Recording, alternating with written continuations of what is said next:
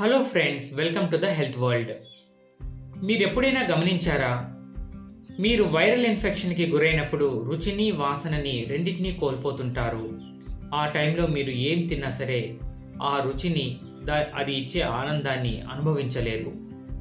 అంతేకాదు, ఈ రుచిని గ్రహించే శక్తి మనిషి నుండి మనిషికి మారుతూ ఉంటుంది.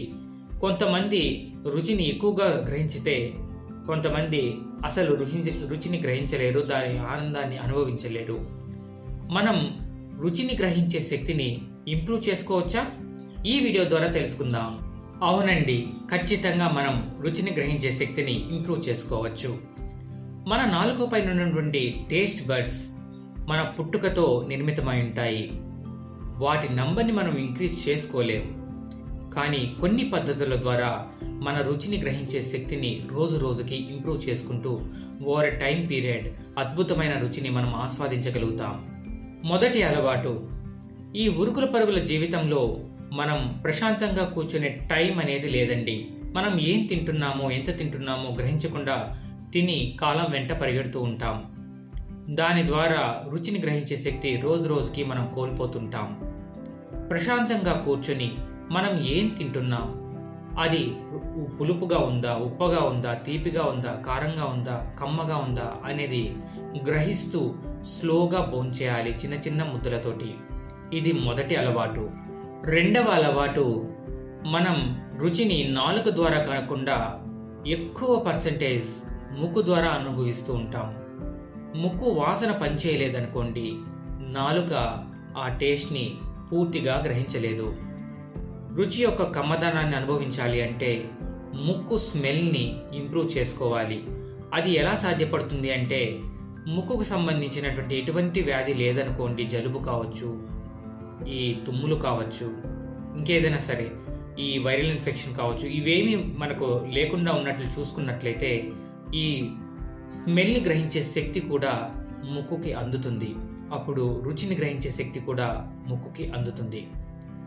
మన ముక్కు ద్వారా డిఫరెంట్ స్మెల్స్ని మనం సెన్స్ చేస్తూ ఆ డిఫరెన్సెస్ని మనం ఐడెంటిఫై చేయగలిగేటట్లు మన ముక్కుకు మనం ట్రైనింగ్ ఇవ్వగలిగితే అది రుచిని అమాంతం పెంచేస్తుంది.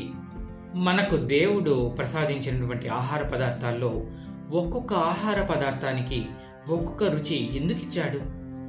అన్ని ఆహార పదార్థాలకి ఒకే రుచిని అందించవచ్చు కదా.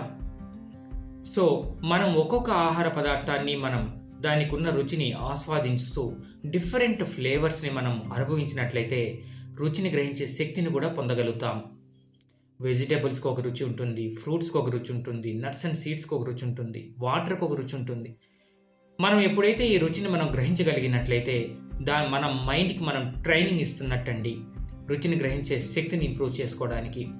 దాని ద్వారా డిఫరెంట్ ఫ్లేవర్స్ మనం అనుభవించాలి. సాల్టీ ఫుడ్స్ తినాలి, కారంగా ఉన్న స్పైసీ ఫుడ్స్ తినాలి, కమ్మగా ఉన్న ఫుడ్స్ తినాల్సి ఉంటుంది, పుల్లగా ఉన్న ఫుడ్స్ తినాల్సి ఉంటుంది. సో కొంతమంది నేను ఈ కూర తినను, అది తినను, ఇది తినను అని వాళ్ళే రిస్ట్రిక్షన్స్ పెట్టుకుంటూ ఉంటారు. దాని ద్వారా వాళ్ళు రుచిని అనుభవించే శక్తిని కూడా కోల్పోతుంటారు. ఇక నాలుగవ ఇంపార్టెంట్ అయినటువంటి అలవాటు ఏంటంటే, స్ట్రాంగ్ ఫ్లేవర్స్ని అవాయిడ్ చేయాలి.